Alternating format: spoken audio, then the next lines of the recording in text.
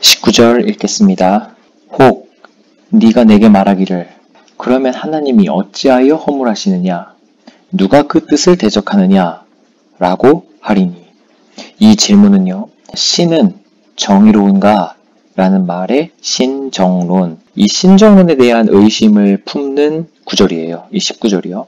혹시 네가 나한테 이렇게 말할 수도 있겠다. 만일 내가 지옥에 간다면 그건 하나님 잘못이지 내 잘못이 아니지 않느냐? 어떻게 우리를 너는 허물이 있구나 라고 하시겠느냐? 라는 뜻이에요. 하나님은 정말 정의로운 분이 맞으시냐? 라는 질문이 되는 거죠. 바울은 20절에 이렇게 대답을 해줍니다. 이 사람아, 너는 누구냐? 여기서 누구냐? 라는 말은 너는 피조물 아니냐? 너의 정체를 좀 알고선 말을 해라 라는 뜻입니다. 너의 그 피조물의 발상이 감히 신께 반문하느냐? 바로 이 하나님은 너를 지으신 지은이 아니냐? 지음을 받은 물건이 바로 너, 이 사람아, 그죠? 지은이에게 어찌 감히 나를 왜 지옥 보내려고 만들었습니까? 라고 말하겠느냐? 이거는 바울의 비유입니다. 이 20절을 21절로 비유하는 거예요.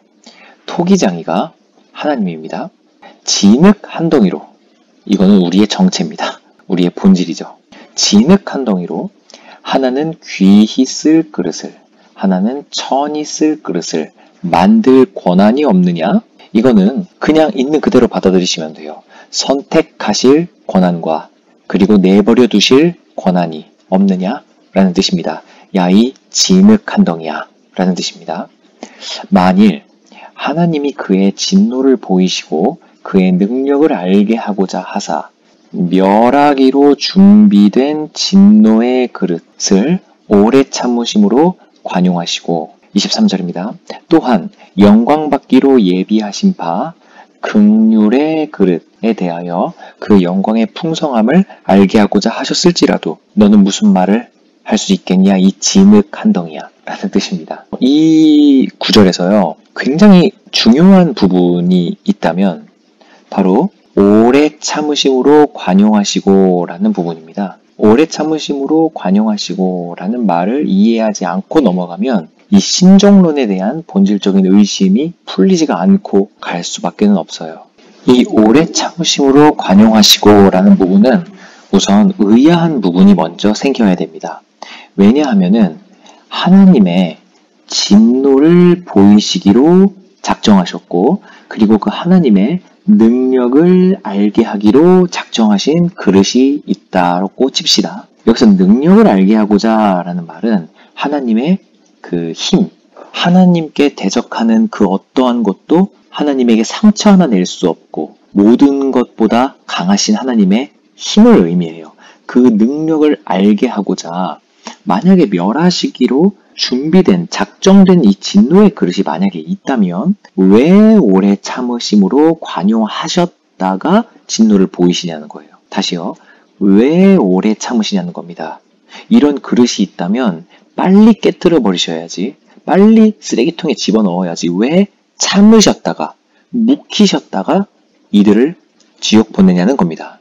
이 부분이 신정론을 들이대면서 딴지를 걸 거면 해소가 안 되는 부분이에요. 우리 인간들을 약 올렸다가 지옥을 보내시는 걸까요? 그럴 리가 없죠.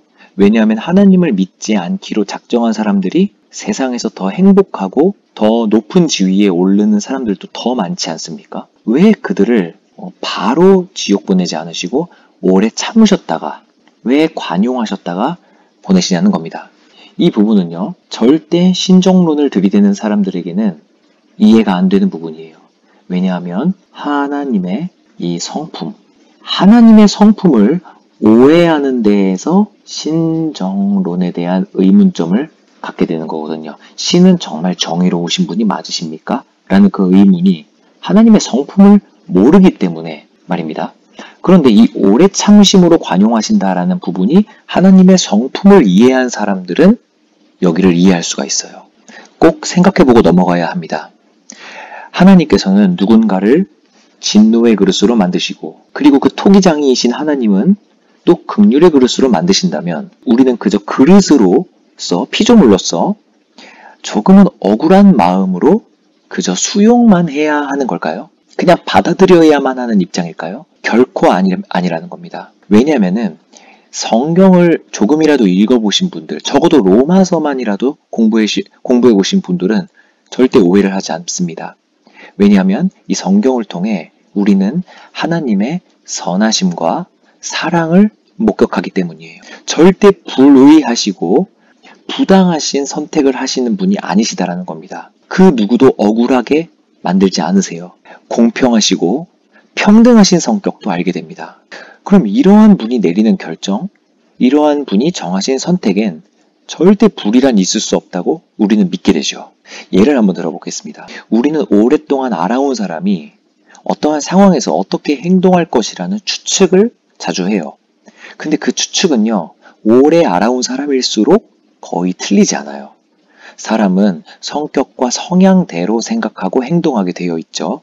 예를 들면요, 매운 것을 싫어하는 사람이 너 뭐 먹을래? 라고 했을 때 무교동 쭈꾸미 볶음 먹으러 가자고 할 리가 없다는 거죠. 그리고 더위에 약한 성향을 가진 사람이 있다고 칩시다. 이 사람은 여름에 긴 소매 겉옷을 입고 다닐 리가 없습니다. 자, 그대로요. 불의와 죄를 경멸하시는 하나님이세요. 그런데 불의한 선택을 하실 리가 없겠죠. 지옥 보내기 위해 자신을 닮은 사람을 창조를 하셨을까요?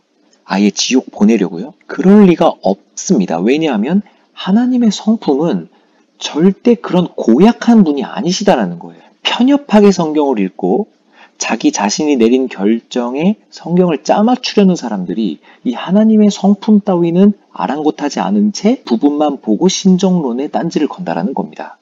나를 끔찍이도 사랑하는 나의 부모님이 계십니다. 이 부모님이 날 위해 약을 지어주셨어요. 근데 그 약이 어떤 출처인지 전혀 모른다고 칩시다. 그런데 나를 사랑하는 그 엄마가 주신 그 약이 독약일 리가 있습니까? 무조건 보약이죠. 그 출처를 모른다고 해도 그 어머니가 담고 있는 그 성품이 그 약을 보증한다라는 겁니다. 우리는 여기에서 의심을 안 하게 되는 거죠. 바로 관계, 성격, 성품 이런 것들을 기인해서 말입니다. 자, 그렇다면 오래 참으심으로 관용한다라는 말을 다시 한번 곱씹어보면요. 하나님께서는요, 이 자를 기다려 주신다는 거예요. 바로 회개케 하시려는 의도로 말입니다. 계속 계산을 미루시는 거예요. 깨뜨리지 않으시고 버리지 않고 계시는 겁니다. 계속 오래 참으심으로 기다리고 계시는 하나님이세요. 왜죠? 바로 하나님의 성품 중에 사랑의 하나님이기 때문입니다.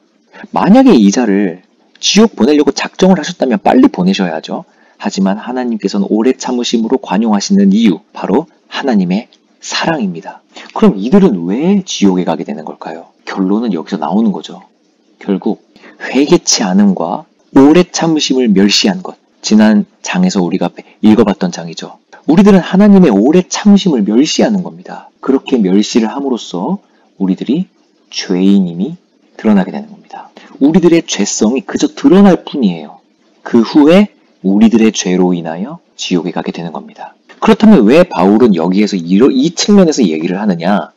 바로 하나님의 절대 주권을 이야기하고 싶기 때문입니다. 왜냐하면 앞선 장에서도 하나님의 선택은 우리의 행위와는 아무 상관없는 그저 거저 주시는 은혜라는 것을 이야기했었죠.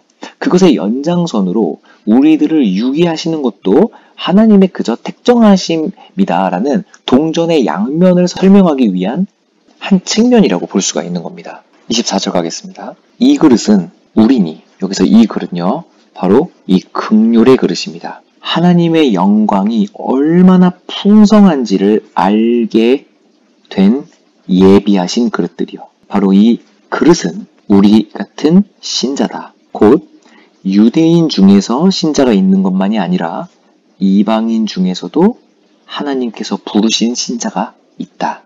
이곳에서 또 이방인을 하나님이 택하셨다라는 것을 이제부터 이야기하죠.